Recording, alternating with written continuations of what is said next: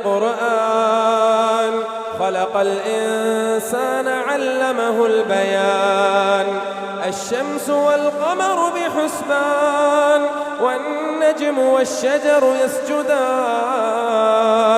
والسماء رفعها ووضع الميزان ألا تطغوا في الميزان وأقيموا الوزن بالقسط ولا تخسروا الميزان والأرض وضعها للأنام فيها فاكهة والنخل ذات الأكمام والحب ذو العصف والريحان فبأي آلاء ربكما تكذبان خلق الإنسان من صلصال كالفخار